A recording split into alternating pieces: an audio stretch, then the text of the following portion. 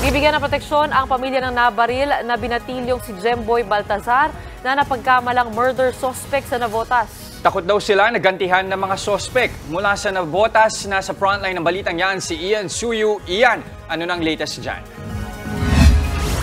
Jess, Gretchen, mismong si PNP Chief General Benjamin Acorda na nga ang nangako ng hustisya at proteksyon para sa pamilya Baltazar sa kanyang pagbisita sa burol ni Jemboy dito sa Navotas.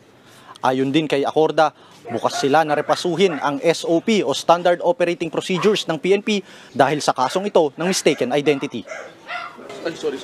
Pasado alas 11:30 kagabi nang dumating sa burol ni Jemboy Baltazar si PNP Chief General Benjamin Acorda Jr.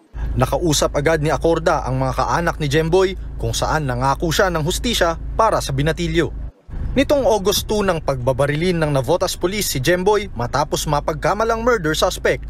Bunsod ng nangyari, sabi ni Acorda, makikipagpulong na siya kay Interior Secretary Benhur Abalos ngayong araw para yan sa pagrepaso ng Standard Operating Procedures ng PNP. What are these SOPs, Standard Operating Procedures violated? Ano yung mga saan nagkukulang? Is it under discipline or is it in the doctrine? Yan ang titingnan natin. And also yung when it comes to the mental health, like in Taguig, so we are reviewing all these things. Nauna nang sinabi ni Abalos na dapat nang i-review ang patakaran sa mga operasyon ng PNP para hindi maulit ang kaso ng mistaken identity gaya ng nangyari kay Jemboy. Dagdag pa ni PNP Chief Acorda, sisilipin daw nila kung may paglabag ang Navotas PNP sa mga patakaran.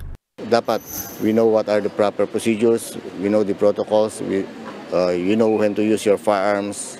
Dapat malaman lahat yung mga basic na yan.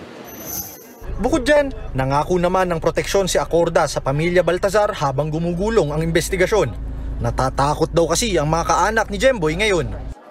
Kahit pa paano po naging panatag na po yung loob namin na kasi po natatakot po kami na baka po balikan po kami ng pamilya po ng mga ibang pulis. Pero giit ng pamilya, hindi sapat ang proteksyon lang.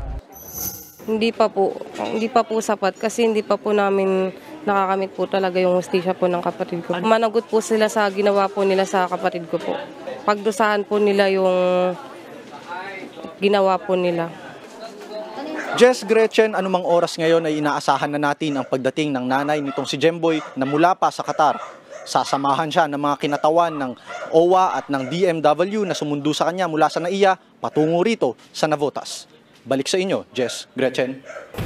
Mga kapatid, Jess De Los Santos po, maging maalam at may pakialam sa mga napapanahong balita sa bansa. Tumutok at mag-subscribe sa News 5 social media pages.